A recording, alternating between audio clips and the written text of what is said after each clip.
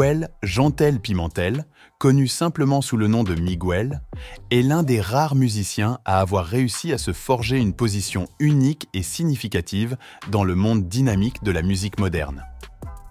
Né à Los Angeles, en Californie, le 23 octobre 1985, Miguel a émerveillé le public du monde entier avec sa fusion distinctive d'influences rock, R&B, soul et funk. Sa transformation d'un musicien prometteur à une célébrité récompensée par un Grammy est une preuve de son talent, de son originalité et de son engagement constant envers son art. Les origines culturelles variées de Miguel, combinées à la scène musicale florissante de Los Angeles, ont servi d'inspiration précoce pour son amour de la musique. Ayant grandi dans une famille intéressée par la musique, il a commencé très jeune à développer ses compétences en tant que producteur, auteur-compositeur et chanteur. Son enfance l'a exposé à une grande variété de styles musicaux, allant du R&B contemporain et du hip-hop à la soul et au funk classique, des influences qui ont contribué à définir son style unique. Salut à tous et bienvenue sur Vraies histoires de stars, la chaîne YouTube qui dévoile la face cachée des célébrités. Aujourd'hui, nous plongeons dans l'univers de Miguel. Alors, si vous êtes nouveau sur la chaîne, n'oubliez pas de vous abonner et d'activer la cloche de notification pour ne manquer aucune de nos prochaines vidéos. Miguel Jantel Pimentel, né le 23 octobre 1985, a grandi à San Pedro, en Californie. Il est l'un des deux garçons d'un père mexicain et d'une mère afro-américaine. Lorsque Miguel avait 8 ans, ses parents ont divorcé. Pendant son enfance, Miguel a été exposé au R&B vintage que son père aimait, ainsi qu'au funk, au hip-hop, au jazz et au rock classique que sa mère écoutait. Miguel est un ami proche du rappeur Blue qui vivait également à San Pedro. En 11e année, il a rencontré un membre de la société de production Drop Squad par l'intermédiaire d'un ami.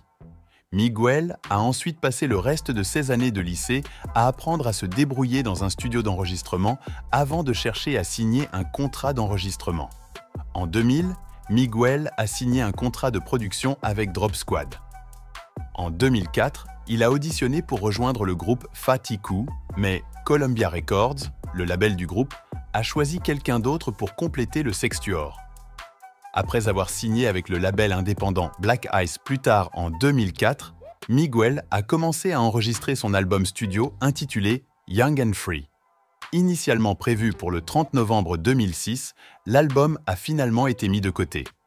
Après que Black Ice Records a publié la chanson Get Your Hands Up et présenté le clip vidéo dans 106 & Park, Miguel a décidé de changer son apparence et son style musical.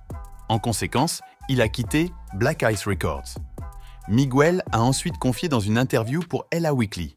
« Nous avons tourné une vidéo, et si vous la voyez un jour, vous allez éclater de rire. Je porte une casquette ajustée, un t-shirt blanc et un jean ample. J'avais 19 ans, et c'était la première fois qu'on me donnait de l'argent. » Le manager de Miguel à l'époque a envoyé plusieurs morceaux au mania de la musique Mark Pitts pendant près d'1 an. Pitts a organisé une rencontre avec Miguel en octobre 2007 après avoir reçu une chanson intitulée « Sure Thing » que Miguel a qualifiée de « morceau très personnel » qu'il ne destinait à personne.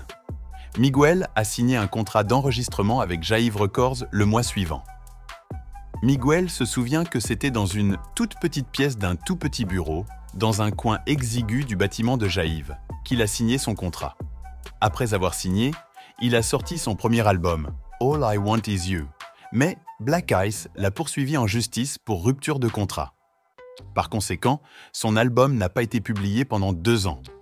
Miguel Jantel a fait une apparition sous le nom de Miguel Jantel dans le premier album collaboratif de Blue et Exile, Below the Heavens, 2007, où il a également prêté sa voix sur 3 morceaux. Par la suite, il a contribué à l'album Here I Stand d'Usher, Asleep in the Bread Hazel d'Asher Roth et à la chanson If You Live de Musiq Soulchild durant les 3 années suivantes. Miguel a également sorti Mischief, The Mixtape, expliquant que le titre faisait référence à sa tentative de montrer aux gens qu'il existe une alternative aux choses habituelles. All I Want Is You est finalement sorti en novembre 2010, après la résolution de son long différend contractuel avec Black Ice. L'album a débuté à la 109e place du Billboard 200 avec 11 000 exemplaires vendus, mais n'a pas bien fonctionné initialement. Jive n'a pas suffisamment promu l'album durant la fermeture du label.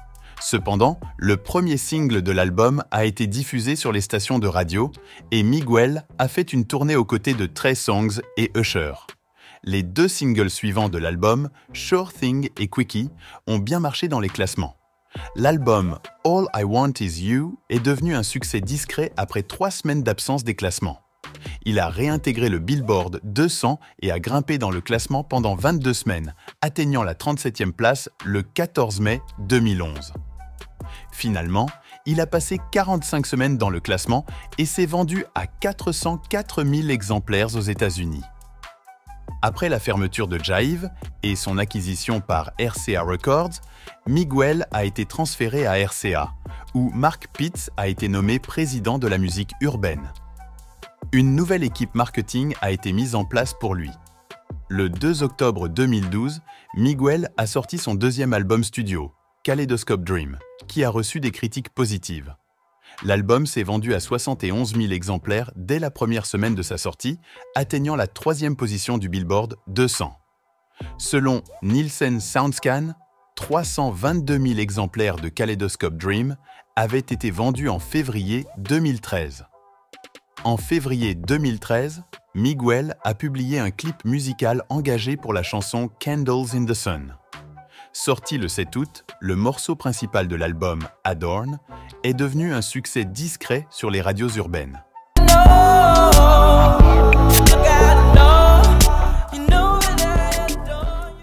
Il a atteint la 17e place du Billboard Hot 100, devenant la chanson la mieux classée de Miguel, ainsi que son deuxième numéro 1 dans le classement Hot R&B/Hip Hop Songs. En septembre, le single s'était vendu à 190 000 exemplaires. Selon Audie Cornish de NPR, Miguel a percé auprès du public national en 2012, grâce à Adorn et Kaleidoscope Dream. Le 18 septembre, le deuxième single, Do You, est sorti et a atteint la 32e position du classement Hot R&B/Hip Hop Songs. Le troisième single de l'album, How Many Drinks, a été publié le 3 mars 2013.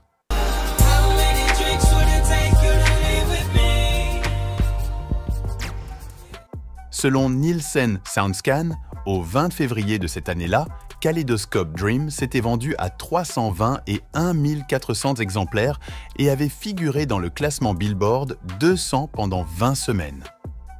Après les succès de Sure Thing et Adorn, Miguel a obtenu un autre succès majeur avec le single Ash Beautiful, en collaboration avec Mariah Carey, qui est devenue son 3e millionnaire en vente aux États-Unis en août 2013.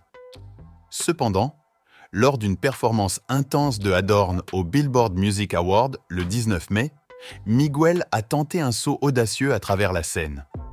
Malheureusement, il a échoué et blessé 2 spectatrices dans le public.